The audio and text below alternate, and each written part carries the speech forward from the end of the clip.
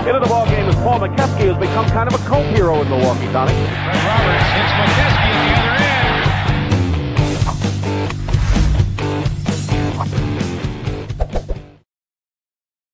other end. And good evening, everybody. Welcome to a Thursday edition of We Got Next.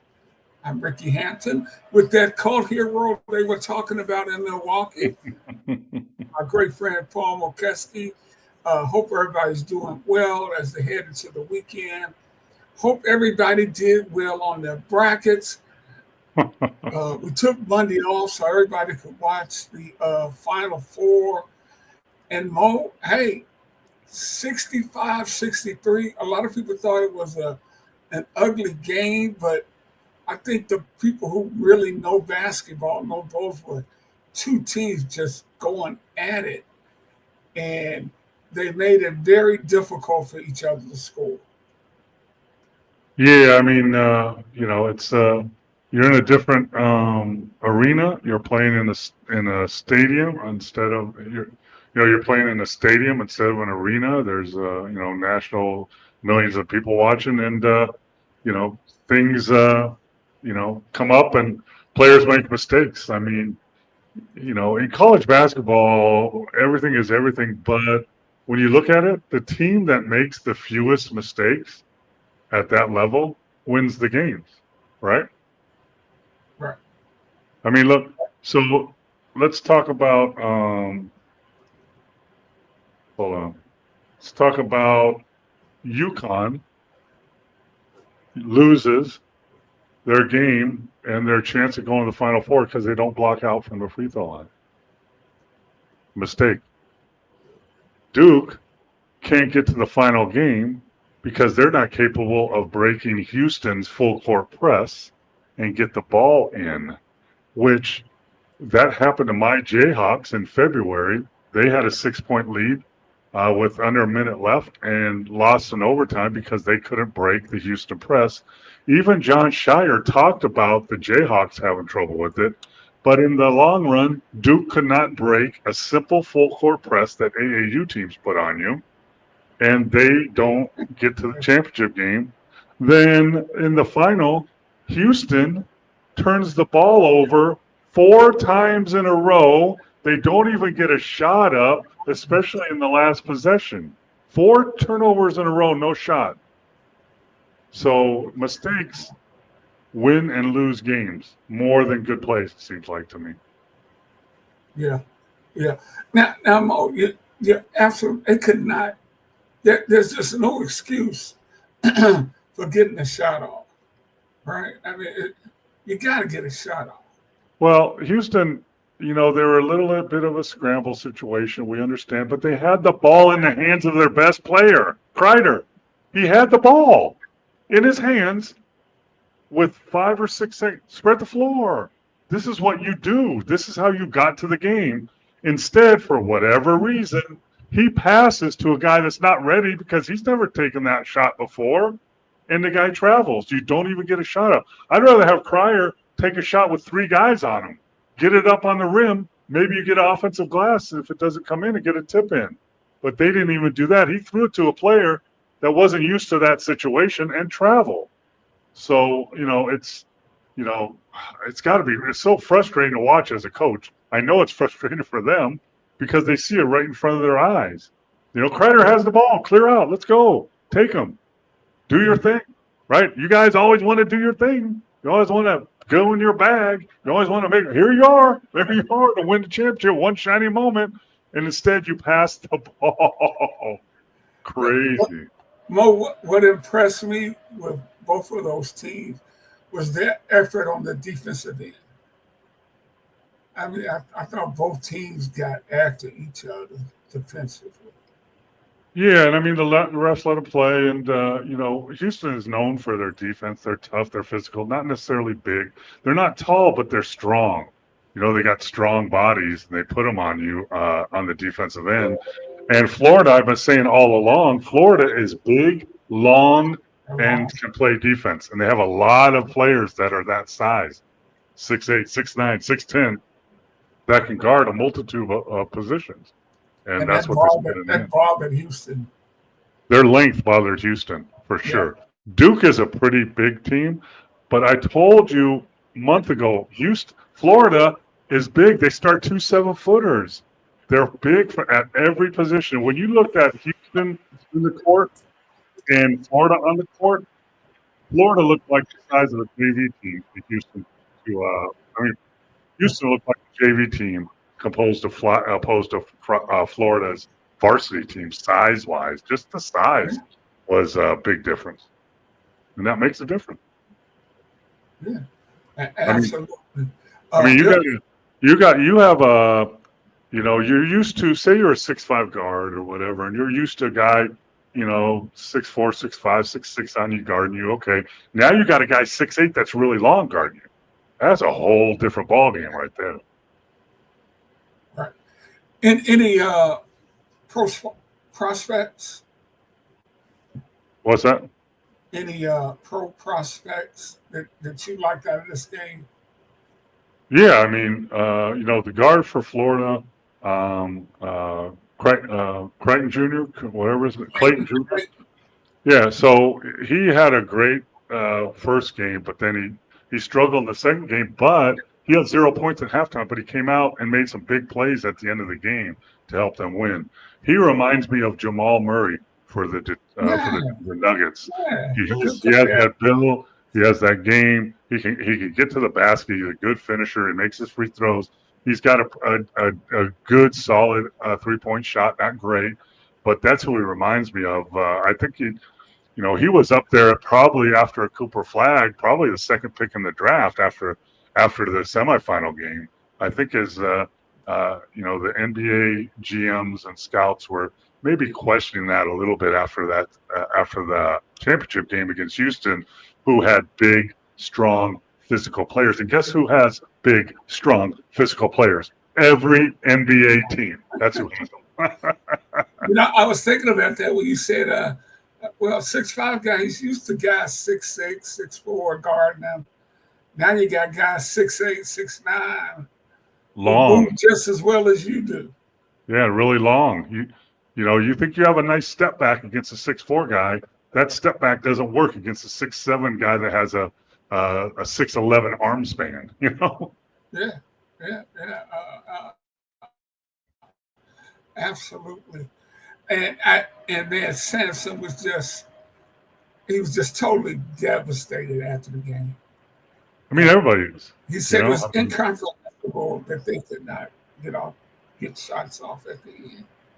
I saw him on the sideline waving everybody away from Kreider. When Kreider had the ball, he's your best player. When you run a play at the end of a game, who do you want to have the ball? Your best player. Hello, he had it. But you can't get in the mind of a player. They're young kids.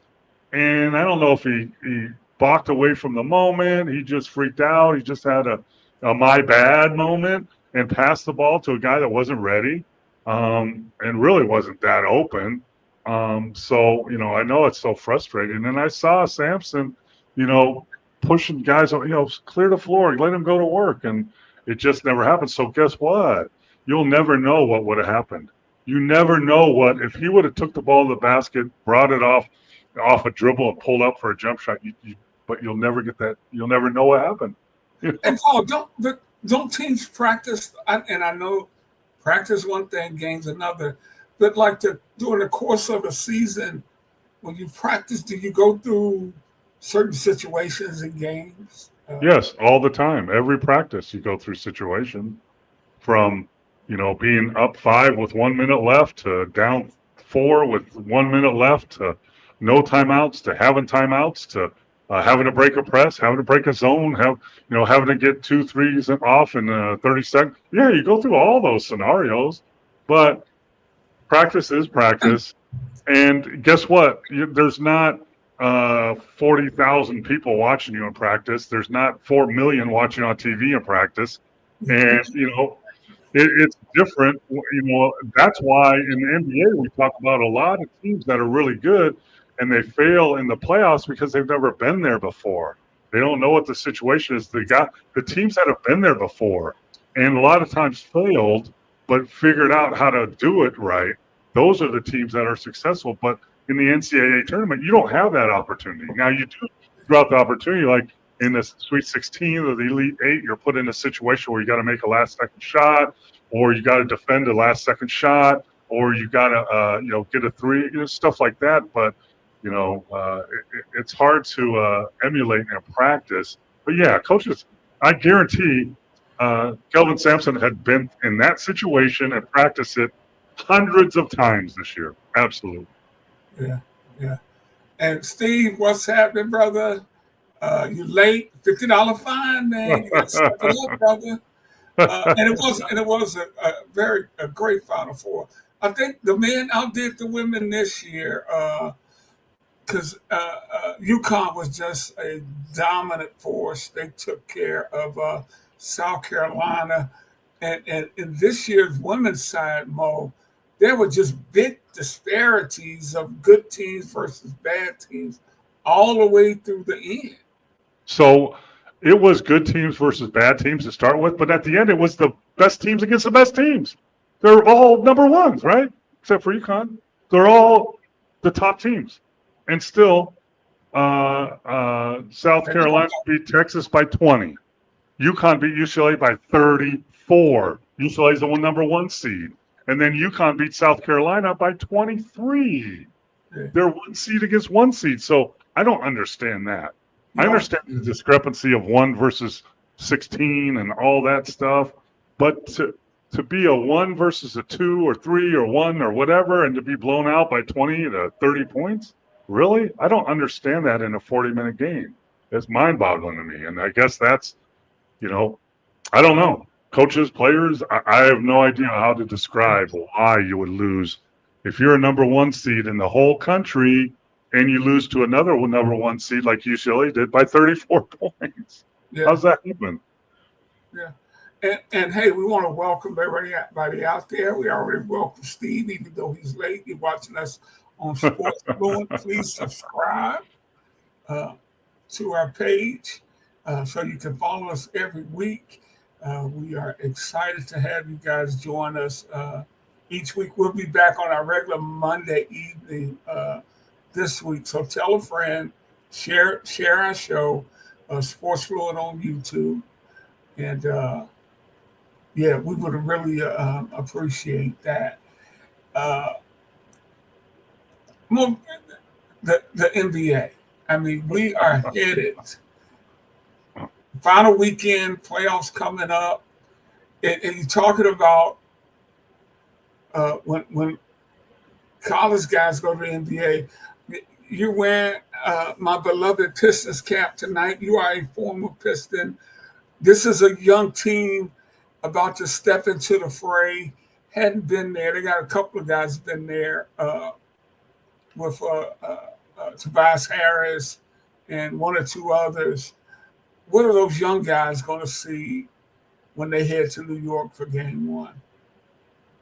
Well, we talked about being there before. New York made a little run last year in the playoffs, so they've been there a little bit. Detroit wasn't even close to the playoffs.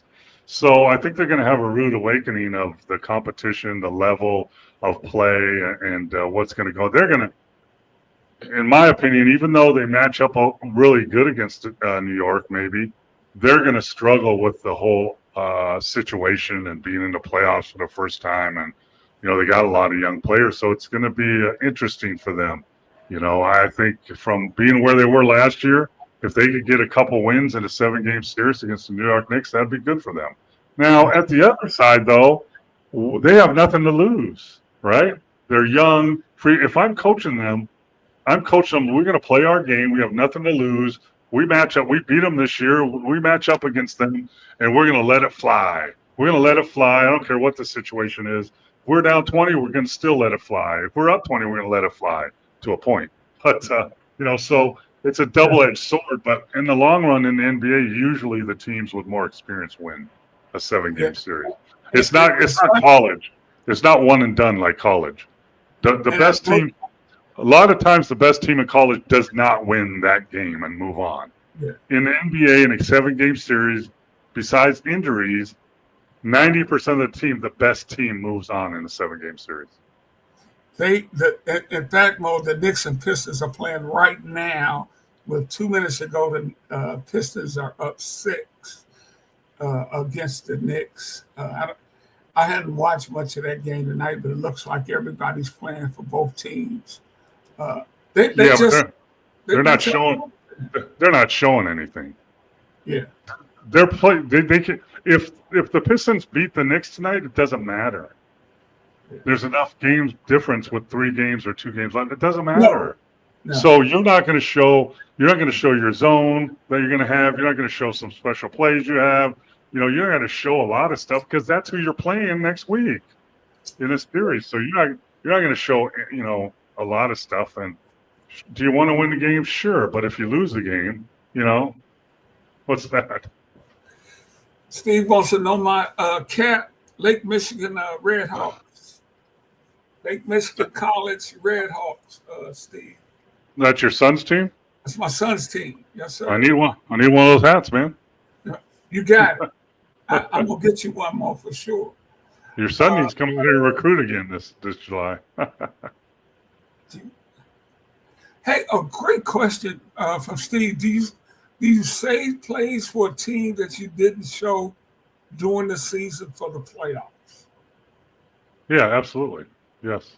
I mean, you can put the different plays in for the playoffs. That's not, but you can tweak and change plays that you have and do something different so they don't really know what you're doing.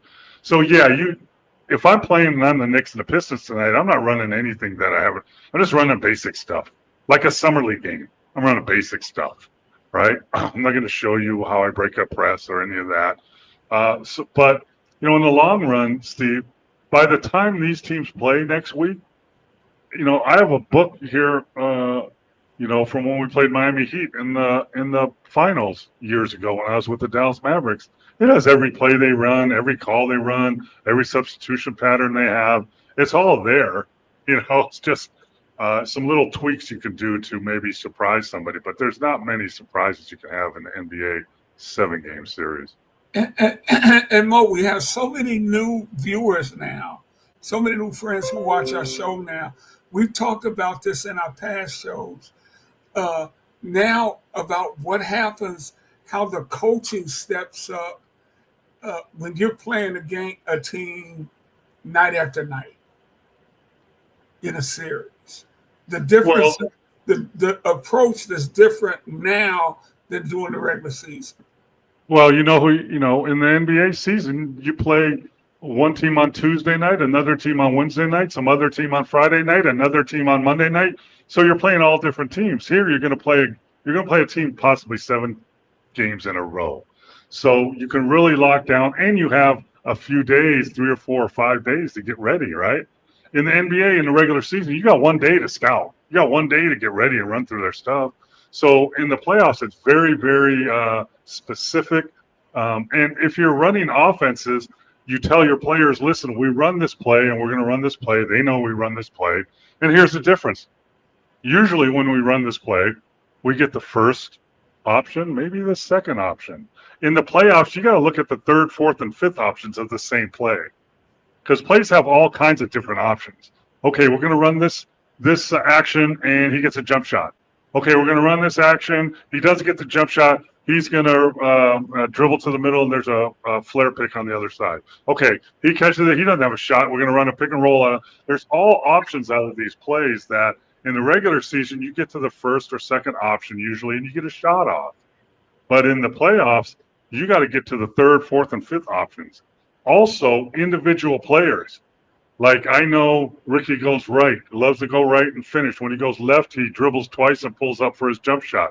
If he's on the left side, he likes to get to the baseline. If he's on the right side, he likes to get to the middle. Blah, blah, blah. All this stuff I know of Ricky's game. But, in the playoffs, I need to change Ricky's option and make him go to the 2nd option, then try to go to his 3rd option at the same time. I'm doing that, Ricky. So in the regular season, I'm guarding you. You could take me off the dribble and pull up going left every game. But now I'm on that, and you can't do that anymore. So what are you going to do now? You're going to cross over and go right or whatever. So you got to think that way. So there's more options involved that you have to get deeper, and it applies to defense and offense. So there's a lot of film work.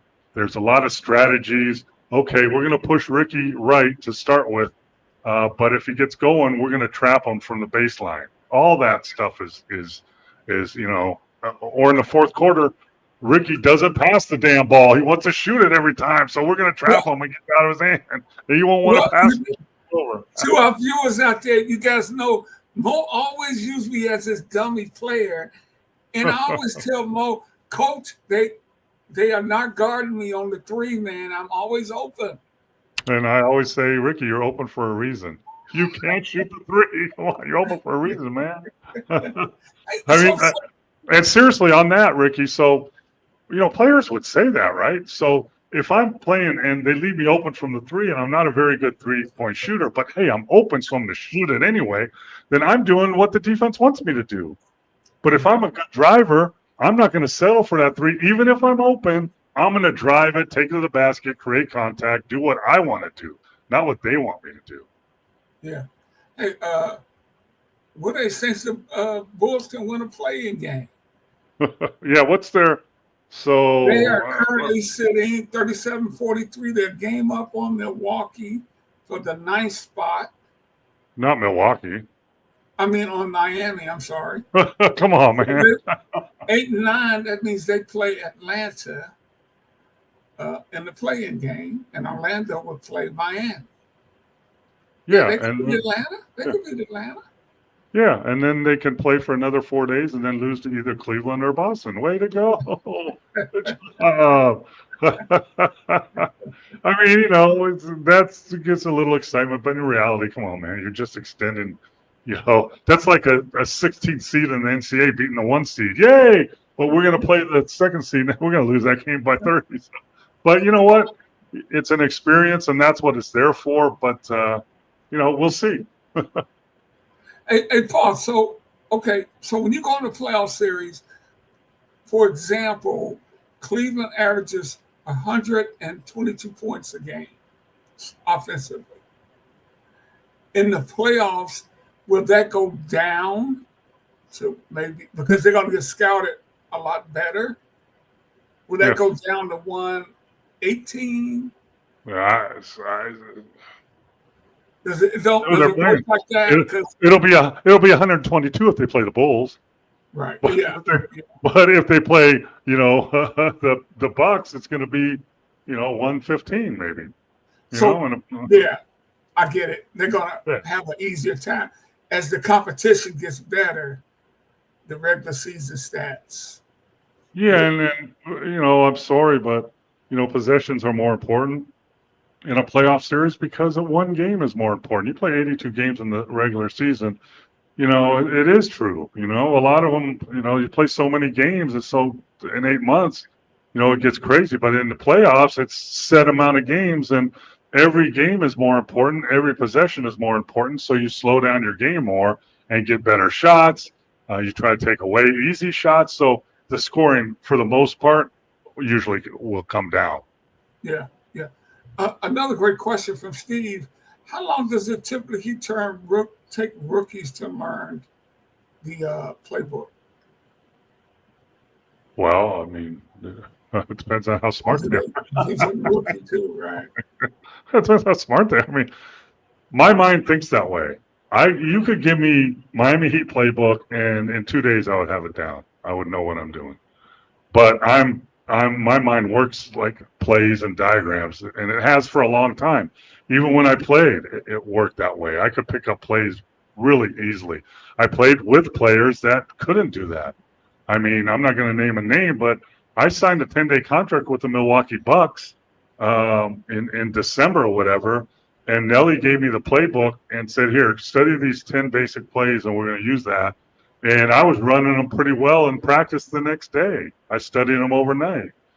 But there was another player that had been there for 4 months, and he still didn't know the plays. Now go ahead, Mark.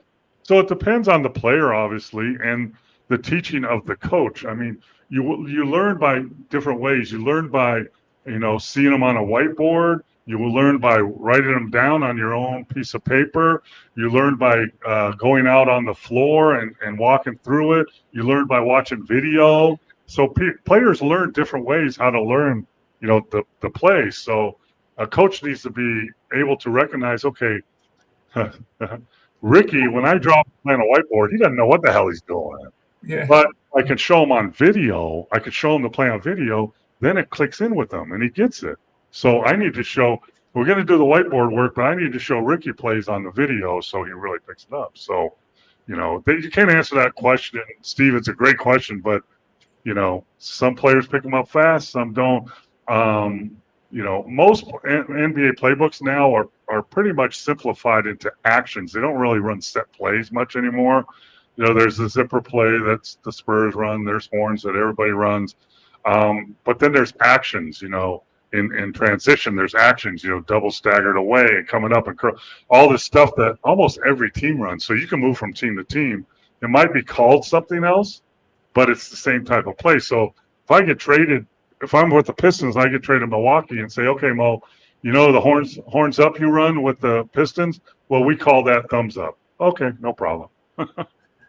Well, Paul, since we were talking about rookies learning the playbook, and you coached on the college level and, of course, in the NBA, what's a college playbook compared to an NBA playbook? It depends. There's NBA coaches that have a zillion plays. There's NBA coaches that don't have a lot. But for the most part, overall, I would say college playbooks are probably half of what an NBA playbook is. And I think there's more situations in the NBA because you play quarters like every other league in the world. And for some reason, men's college basketball plays halves. So think about this. If you play 4 quarters, there's 4 chances at the end of the quarter you have a last second play, right? Clock's running down. If you play halves, there's only 2 of those. So, there's different scenarios. In college, you can't advance the ball. So pretty much college, if you get a timeout with 5 seconds left, after a team makes a basket, then you have to have a full court play, right? In the NBA, you have to have a full court play in case you don't have timeouts left, but you also have a ton of half court plays because that's what usually you run to get your last shot. This man has thought this game out. I never thought about the extra opportunity for last second shots because I'm still learning being with this man. I'll tell you, I'll take that to when I coached in the CBA, the Continental Basketball Association, way back when. It was before the D League and before the G League. It was the CBA. And they had a quarter system. So you got a point for every quarter you won and 3 points for the game. So there's 7 points available. So you potentially had 4 last second plays you could run. You might be down by 30 points in the third quarter, but you call a timeout because in the quarter you're only down by 1. You got to get a shot to win that point. And that was really learning experience for coaches back then because you had to have all these different last second plays because there were so many chances to do it. Yeah, that's great stuff, Mo. You're watching We Got Next. I'm Rickey Hampton with former Bucks center Paul Mokeski. And Piston center. And Piston, for sure. Oh, and Golden State and Houston. And was out there with TMC, right? You were there with those guys, right? Run TMC, baby. But Mo, what I was going to ask you was about the number of plays, and your Bucks played against these guys. The Bulls, I heard they only ran like 5 or 6 plays off the triangle. Was that simple and that efficient? Well, in reality, like when I played for Milwaukee for Don Nelson, we had 5 plays. 5 or 6 plays. I can kind of remember them, but we had 5 or 6 options off of every play. So what does that mean? That's 20 or 30 plays, right? Okay. So those are really actions. Yeah, I mean, there's options. In plays, there's options. In the triangle, there's actions. If I do this pass, I could do this, this, or this.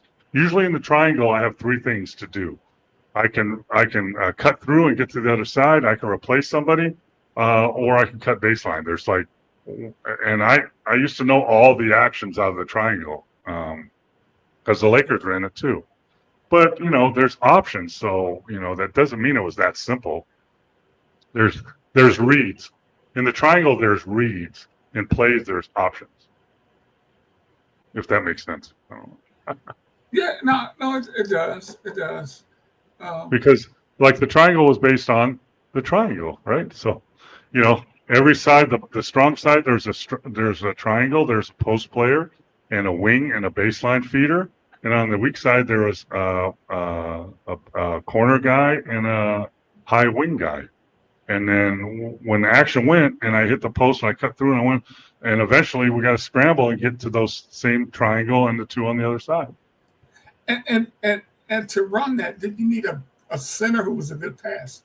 Yeah, you need a center that could hold his ground in the post, like a Bill Cartwright or like a Luke Longley or guys like that could hold their position in the post and then could read and, control the ball where guys aren't swiping at it and they're big and strong.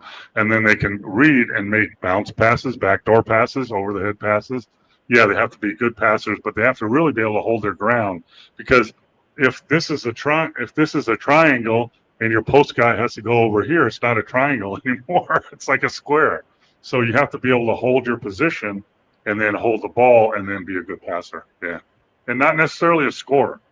You need to be a scoring threat, but that wasn't your number one priority. When you looked at Bill Cartwright with the Bulls, I think Bill has 5 championship rings. He probably averaged 12 points a game, maybe. But, he was there to pass and move and create space. Yeah. Okay, Mo, we're heading down the home stretch. Let's start in the West, because it is truly the Wild Wild West. And Phoenix is out of the playoffs. Are they the most disappointing team this year? Yeah, yes. I don't think there's any good. They made the moves. They're either one or two highest payrolls in the league. They're higher than the Lakers. Yeah. So, that combined with the players they have is definitely a big, big letdown for sure. The biggest disappointment by far, I think. Even bigger than Philly. Yeah, because Philly, Embiid has been injured, and but they all had injuries, but toss up, pick one. They both bad seasons. Yeah. And I think Philly's going to end up finding Nick Nurse, and I don't know what Phoenix is going to do, but it's not good for those teams. Golly, Philly 24-56. I remember when we were on at the beginning of the year, I was saying, okay, I think Boston has come out of the East, and Philly and Cleveland would be their biggest challenges. Well, I was looking off on that. Well, really, as much as I want to, hope that with Portis coming back and Damian Lillard maybe coming back, that the Bucks could be a threat. But in reality, when you look at the East, there's only 2 teams, right? There's the Cavs and Boston. Yeah. If they stay healthy, New York's not going to beat them. Detroit, Indiana, Milwaukee, none of those teams are going to beat those 2 teams. So it's going to be one of those 2 teams. So you were right, Ricky. See? Yeah. It's how you look at it. It's perception, man. Oh, my goodness. See? I made you right. Look at that. I'm such a good coach. Man, we don't know what the West is going to look. We won't know until the season's over, because it's so bunched up from 8 to 4, Mo. Minnesota's 46-33 in the 8th spot. Denver is 48-32 in the 4th spot. Heck, the Lakers are 49-31 in the 3rd spot. Clippers are 48-32. Gold State's 47-33. Memphis is 47. They're all like with 2 or 3 games left. They're all like they're 1 win from being. Memphis is in 6th, but they're close to being in 3rd. It's just it's crazy. Minnesota. Watch this. So, Rick, I'm gonna hopefully not get over people's heads, but in the NBA during the year, you look at the standings, and there's games that you need to win and stuff. But if you're going through the year and say I'm Detroit and Milwaukee's won, 5 games ahead of us. If we win and they lose, if we win and they win, we don't gain any ground. If we lose and they lose, we don't gain any ground. The only ground we can get is if they lose and we win. Then we gain 1 game on them, right? That's called a twofer. Yeah. So twofers are that, and they're happening now. So twofer means I'm the Pistons. I'm not relying on somebody else to beat Milwaukee. I'm playing Milwaukee. I can beat them. So it gives me a win and gives them a loss. So there's a lot of twofers coming up in the last 3 games of the season. Minnesota and Memphis are 8th and 6th. They play each other. They're playing tonight. That's a twofer. They could flip-flop.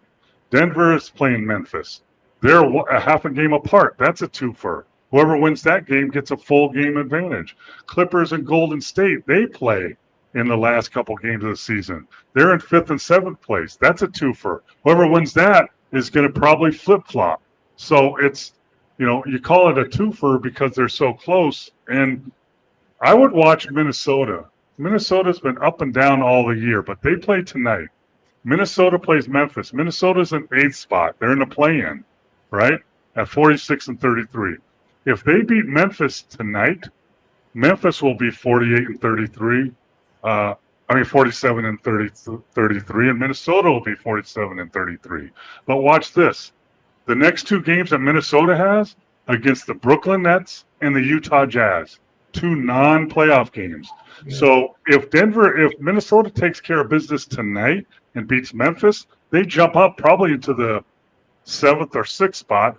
Then if they win the next 2 games, they're 49 and 33 and probably in the 3rd spot. I think Houston and OKC are set, but they could move, in winning 3 in a row at the end of the season could move them from 8th to 3rd. How about that? Yeah. Yeah, absolutely. It is the wild west. What they said going back to the triangle. Imagine Tom Boerwinkle, Tennessee Vol, and Bill Walton in the triangle. Yeah, Bill Walton was a great passer. For sure. Yeah, when he was out, it showed. We played Walton in '85, I think, when he was with the Celtics. Yeah, he was a 6th man of the year or whatever, but he fit right in with Boston because he's a great passer. Yeah. Bill would have been excellent in the triangle. Absolutely. Steve, Dallas, bad trade and bad season. And let's talk about what happened there last night. And Dallas is in the 10th spot. They're gonna get in the play-in game. They'll get to play somebody. We'll have to figure out who that'll be. Well, I'm gonna ask, you can't judge the trade now. You can't judge any NBA trade now. The trades show up at the end of this year, next year, and the year after that. That's when the trades show up. So it looks horrible now. It looks horrible a couple reasons, right? AD got hurt, and that hurt them. But now Dallas is getting some of their big players back. But here's the problem. Kyrie Irving got hurt. He's out for the season. If Kyrie Irving is playing, then they're probably not in the 10th spot. They're looking at 8, maybe can move up to 4. So you can't really – it looks like a horrible trade right now for sure. I think the Lakers got their next Kobe Bryant, their next LeBron James for the next 10 years because Luka's a 26-year-old superstar, and he looks like hopefully he's got rejuvenated. He looks in better shape now than he did a month ago in Dallas, doesn't he? So, but you can't judge this trade. You can judge the trade because you can't judge the trade because in 2 years, Dallas is not going to have to spend $400 million on Luka. Where are they going to spend that $400 million? They might be able to get a couple superstars for that. So who knows? You'll be able to judge this trade in about 5 years. But right now, of course, after the game last night, Dallas looks like idiots and Lakers look like geniuses. But you can't judge trades like this now, especially with Kyrie getting hurt and AD. Now, if Dallas goes through all next year and doesn't, get to the finals of the West, then you can start judging that trade. Luka goes back home, has 45 fans there cheering him on. But more after the game, the fans, that was brutal. And you worked for the Maverick. You're a Maverick. You're a former Maverick. Having worked for that organization, you know that fan base there. They were chanting, fire Nico, and Nico Harrison, the Mavericks general manager. Just your thoughts on that. Well, first of all, I was fired in Dallas too. No one chanted my name though. After 5 years, Avery Johnson let me go. So, We won't.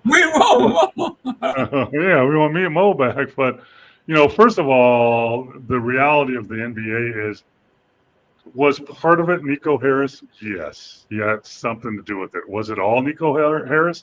Absolutely no way at all. It was the new ownership that came in. Mark Cuban does not run the show there, because if Mark Cuban was running the show, he wouldn't have made that trade. He said when Nico Harris called him about trading, he said that's not a good idea. That's what Mark Cuban said. So the new ownership, it's the son of a billionaire owner that owns casinos here in Las Vegas. And the ownership is the one that drove that trade. And Nico Harris was part of it, yes. But, he's kind of getting the scapegoat now, right? It's not all on Nico Harris. Come on, man. That's not how the NBA works. When you trade a guy like that, the general manager has a say. If you're a high-level coach like Popovich or something, you have a little say. But in the bottom line is, it's the owner's decision, period, end of story. Yeah. But what is his future after all this? I mean, I'm going to go back to what I just said. You can't judge this trade now. That's not fair. Now, at the end of next year, you could judge that trade, right? So if AD and Kyrie comes back and healthy around Christmas time or whenever, and you make a run and have a good run in the West playoffs, who's to say it's a bad trade, right? But right now, if they fire Nico Harris, like at the end of this season, that's not fair. And you will know that he was a scapegoat. If they fire him at the end of this season, he was a scapegoat, because if it was the owner's decision and his decision together, then they should stand together and the owner should stand behind him. But if they fire him, it was a scapegoat. If they keep him, then it was a combination decision. Yeah, this is just a hypothetical, Mo. If they have Kyrie, could they beat Minnesota in the playoff? Yes. Could they beat Golden State? Yes. They could beat Memphis? Yes. Clippers? Yes. Denver? Yes. Lakers? Yeah. Houston? Yeah. So they're capable. You don't think they could beat Oklahoma City? I don't. I think Oklahoma City is too deep, too strong, too big. But those other series. But they're one player away from being able to compete. Yeah, because you saw them get Lively came back last night. He was dunking and blocking shots. A couple other players are back. Christie, the player they got in that trade for Luka, is a really, really good young player. So don't pass that up on the trade. That was AD, and Christie is a really good player. He could be an all-star in a year or two. So, yeah, I agree. Right there with you on that. Yeah, I mean, that was part of the trade that people, no, look at him play. He can defend. He's long. He can score. He goes to the basket. He's really smart. That might have been the part of the trade that made that happen when they threw him into play. So, but to answer your question, Ricky, if Kyrie was healthy and they got all those players back and AD was healthy, yeah, they could beat any of those teams. They could. I'm not saying they would. I'm not saying they would in a 7-game series, but they wouldn't be super underdogs against Golden State, against the Lakers, against Minnesota, against Houston. They wouldn't have been like, well, they got no chance. Oh, no. And guess what? They went to the finals last year. So, yeah, I mean, that's what's crazy. Totally with you on that. But, it was not fair. It may not be fair to Nico Harrison, but that's the NBA. And if you don't believe me, Mo, ask Mike Malone. Yeah, ask a lot of coaches. Paul, I was stunned to hear the Denver Nuggets champions 2 years ago fired Mike Malone. They're currently the number 4 seed with a chance to be the number 3 seed. And they have the best player in the league on their roster. Well, And I know you've seen it all, but what about this, man? Well, I wasn't stunned at all. I wasn't stunned at all. Happens all the time. I was surprised. The reason I was surprised is the timing. 3 games before the end of the season when you're in the 4th spot. You're not helping your team, but they won last night. I guess they're playing with more joy. That's what they wanted to do. But in my opinion, you're not helping your team to fire your coach that won a championship with you 2 years ago, 3 games before the playoffs. That's what stunned me. But surprised me? No. I mean, stunned me? Yeah. No. Surprised me? Frank Vogel wins the championship with the Lakers, fired 2 years later. Budenholzer wins the championship with the Bucks, fired 2 years later. Nick Nurse wins the championship with Toronto, fired 2 years later. So just add him on the pile of former coaches that won championships and were fired 2 years later. I mean, coach of the year, that means nothing. You know, and the NBA is a brutal business. In college, if you're a coach and you win every 3rd year, you get extended. If you're an NBA and you lose 2 years in a row, you get fired for the most part. So it's a different ballgame. But, I mean, could you see it coming? I mean, Mike Malone called out his players 2 weeks before that. Called them unprofessional. They're not watching film, and it's unacceptable, which is, I think, what a coach should say, isn't it? Sure. But he got fired for it. And let's go back to Calvin Booth, who I coached in Dallas as the general manager. He got fired too. Right. But they were having some confrontations, I guess. But Calvin Booth, you know who fired Mike Malone is the Cronkies, the owners of the team. They own the hockey team. They own the Rams. They own one of the best soccer teams in England. They are billionaires. And they made that decision because some of the players weren't really happy and weren't playing with the joy that they should play. The joy. Hell, you make 10, 20, 30, $40 million a year. Where's the joy, Ricky? Give me some of that joy. I don't know. But what surprised me was the timing of it. That's what threw me off. Will this impact this team going into the playoffs? Well, I think the other thing, though, that I think about now, with only 3 games left, you know what happens when you fire a coach usually? And it's usually with a struggling team, right? So Sacramento Kings fired their coach months ago and let Doug Christie take over, right? And they won the next 5 games. But then he went back to normal, and now they're in 10th spot. But for that short period of time when you do that, players think differently. They have a different feel. There's different feel in the locker room. So maybe at this time it gives them a little push going into the playoffs. But the bottom line is, you know, Denver, you know, look good. You know, they're a good team, but they're not going to go anywhere unless Jamal Murray is healthy and he has a hamstring problem. So that's the bottom line. Hey, speaking, here's a question, Mo. The Pistons have been without Jay Nivey since January, broke his leg. He's actually back and practicing with his team. And he was playing the best ball of his career. He was averaging 18 points a game.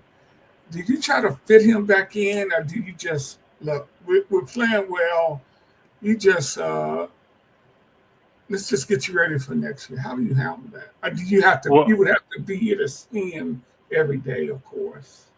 Yeah, it's a medical thing. So if he's healthy, feels confident himself, he feels like he can play. You watch him in practice, he's not limping, he's looking fine. He's doing all the moves that he does, and that's out of the way. You get that out of the way. He's capable of playing, right? Then you play him.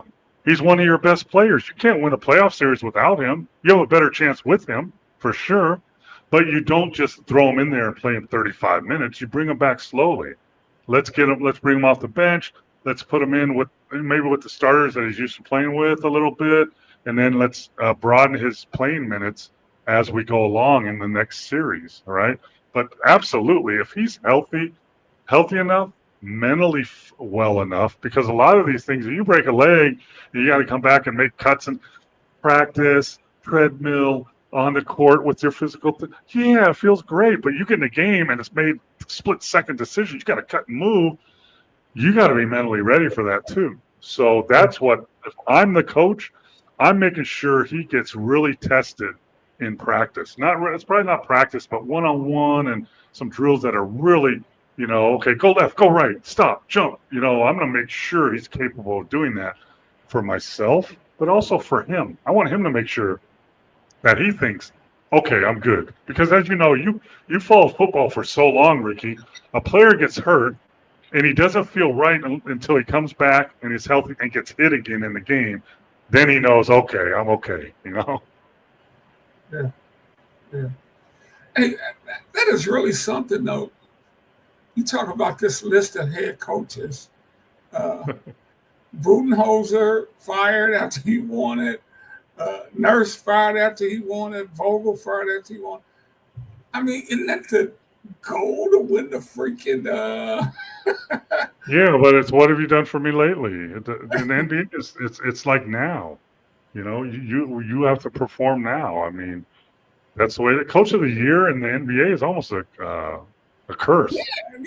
Avery Johnson was fired after he got coach of the year. Carlisle was fired after he got coach. You get coach of the year, you're like, well, maybe I don't want this award. It's like this Sports Illustrated cover jinx, right? Like, wait a minute, maybe I don't want this award, But that's the brutality of the business of coaching at the professional level. Now, don't feel sorry for those dudes, man. He's going to get paid like $12 million or more over the next 2 years. So if you're a coach out there, no matter what level in the professional ranks or college, get the longest, most lucrative contract you can get. And in college, get the biggest buyout you can get, because coaches are hired to get fired. That's what they are. So just be prepared. But who really gets hurt more down is the assistant coaches, maybe the trainers and the scouts who are with that coach. Now, when the new coach comes in, most of those guys are going to be let go, and they usually have 1-year contracts, so they're going to be out looking for a job. I've been there before. So, your head coach is set. He's going to make whatever millions, but you might be set for a year. Like when I got let go in Charlotte, I was set for a year with a couple $100,000, but after that, I need to look for another job. So, Right. Hey, Mo, we just got a couple minutes left. But we've only been getting into the West matchups, and maybe we'll do a special preview show before the first playoff game starts. But because we don't know what the West could be anything, but we can pretty much look at these Eastern Conference matchups, and you start with Boston and let's start. You don't know. Yeah, you don't know. You don't know those, but 3-6 is Detroit and New York. We both think that'll be a good series. Indy and Milwaukee will be a very interesting series to me. Yeah, I think they've had battles before in the playoffs. They don't like each other, I don't think. I think Portis is coming back. That helps a lot.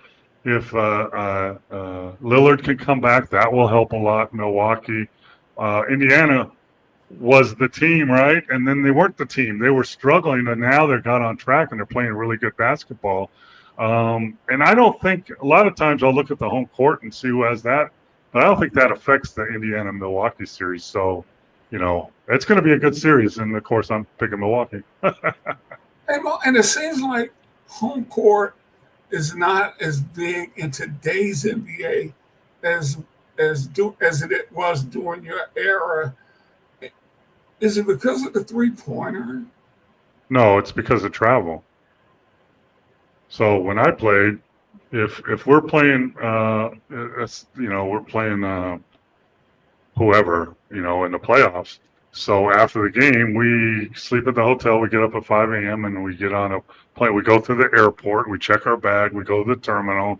We sit and read a newspaper. Then we get on a plane and we get to our home, and get ready for the next game. Today, you leave right after the game. Wheels up at 11:30. You got a hot meal waiting for you on the plane.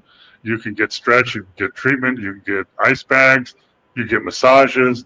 And you get in back to your home or wherever you're going at by 2 a.m. or 3 a.m. It's totally different. And, we had one trainer that taped your ankles. They got 8 trainers, 5 physical therapists, a masseuse. They got a psychological guy, so that's the difference. That's the big difference, food, training, travel, hotels. We stayed in, nothing against Marriott's. We stayed at Marriott's. They stay in 4 Seasons now. Come on, man. Mo, they fly on private jets. We were talking before the show today, and the transfer portal. I just got to get your comments on this. Transfer portal. Listen to this, folks. Transfer portal players, 4,300.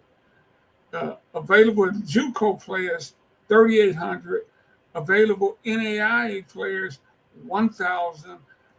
That totals 9,100 players. The number of Division I scholarships available, 2,178. The math don't work. It kind of looks like my checkbook, man, when I'm trying to draw. I'm overdrawn. That's not all either, Ricky. What about high school players? There's right. there's 100,000 high school players, right? But they're not being recruited unless you're a one and done or high level high school. You're not getting a scholarship. You need to think about okay, I'm a high school player. I need to think about either I'm going to go a post grad or I'm going to go to a JUCO.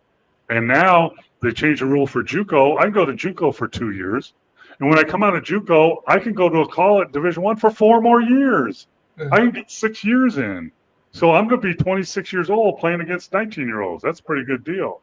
Or you go to post grad and you wait a year, and then hopefully you get a scholarship. You still got 5 years. So, but the numbers, players, they throw themselves in this transfer portal.